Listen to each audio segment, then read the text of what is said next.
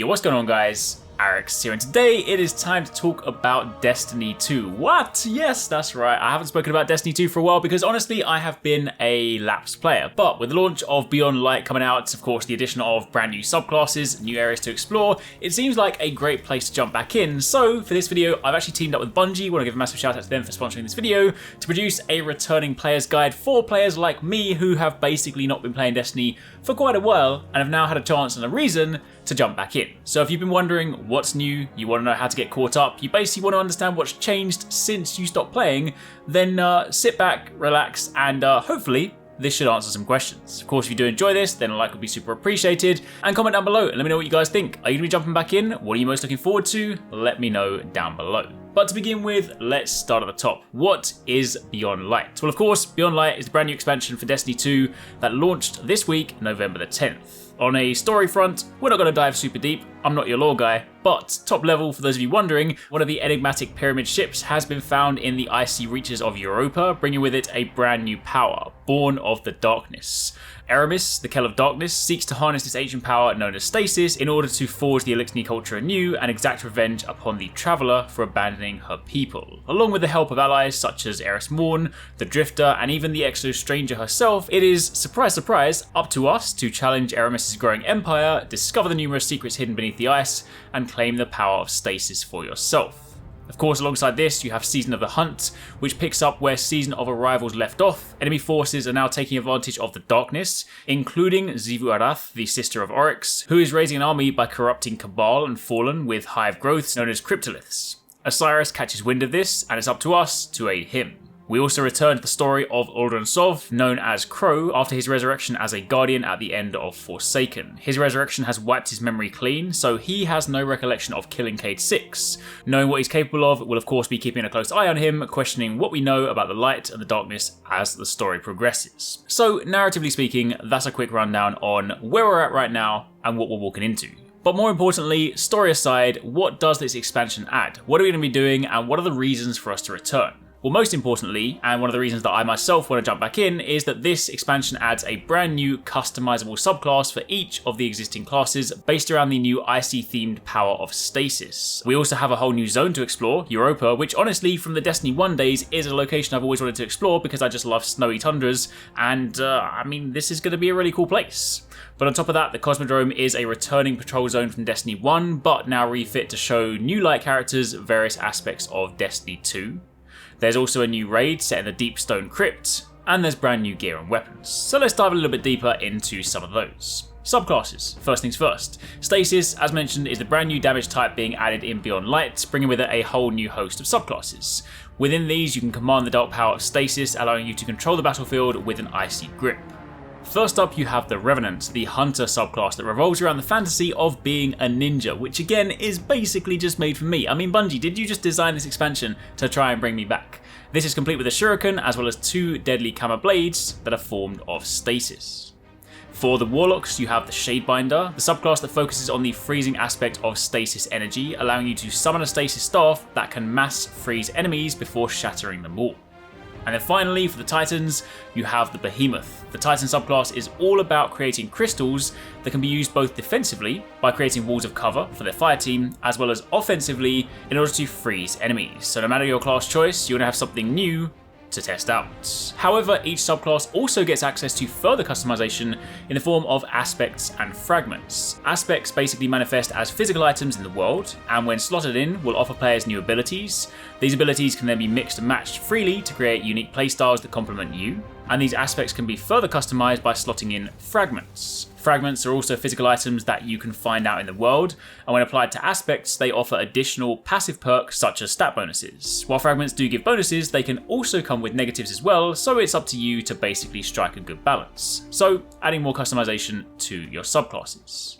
But what about Europa? What about this new location that we are finally getting a chance to explore? This is a brand new zone, and not much is known right now about the specific locations that will be visited, other than the fact that there is of course a pyramid ship somewhere on the surface, as well as the fact we'll be visiting the deep stone crypt as the raid in Beyond Light. However, Europa is said to have many secrets lurking beneath its icy surface, some even dating back to the Golden Age. We will also be exploring the ruins of the cityscape that once existed here as part of the Clovis Bray Corporation, a remnant of the past that may hold hidden truths. As for the enemies, we of course know that the Fallen, under the command of Eramis and her lieutenants, as well as the Vex, will be present. Europa will also feature a new dynamic weather system, which will hinder players with snowstorms and blizzards, with the severity of the storm affecting visibility, sound, and even the environment. Of course, for those of you guys that have been playing Destiny for quite some time, then the return of the Cosmodrome is an incredibly exciting addition. Parts of the Cosmodrome from Destiny 1 are making a return when Beyond Light is released. The intention here is to bring new players an overhauled tutorial-esque introduction to the game, but veteran players will still be able to explore Old Russia in all its glory. The addition takes on the experiences that began in Destiny 1, but puts its own spin on things, adding even more content to tell a new story. So, that is, in a nutshell, what you have to look forward to in Beyond Light. But again, given that this is all about lapsed players, what do you need to know right now? Like, assuming you stop playing, where is Destiny 2 sitting right now? Of course, you have Armor 2.0, where if you haven't played for a while, then late last year, Bungie implemented the Armor 2.0 system, which changed how your gear affected your character. There are 6 stats that gear can increase based on the base value of your equipped gear, as well as the mods that you slot into them. Mods could also come with specific perks that enhance your character in different ways, and managing your gear and slotting in the mods that benefit your playstyle is a key element to tailoring your Guardian to your needs. As for light cap, in Beyond Light, players will now start at 1050 power, progressively making their way towards the soft cap of 1200. This can be done via most activities in the game, such as strikes, crucible, gambit, etc., much like you are used to. Once you hit 1200, however, you will only be able to gain power via powerful rewards, which you can then again earn via weekly challenges, as well as having a small chance to earn them for completing activities and seasonal drops, which is a change new to Beyond Light. Upon hitting the hard cap, which is 1250, powerful gear will no longer increase your overall level, and you will have to turn to pinnacle gear in order to get your final 10 power levels, bringing the pinnacle cap to 1260. Currently, we still don't know exactly how you'll be earning pinnacle gear this time around, but based on the last expansion, we can speculate that completing the last 2 raids, Iron Banner, Nightfall and Crucible, should probably do the job. Assuming you haven't played recently, then the latest story beat and the latest raid in Shadowkeep saw the Guardians returning to the moon, where they discover the Scarlet Keep, a fortress housing one of the pyramid ships that we saw at the end of the base game. After approaching this pyramid, we face off against a nightmare, an evil force that takes the shape of something that you fear, such as Crota from Destiny 1 in this case.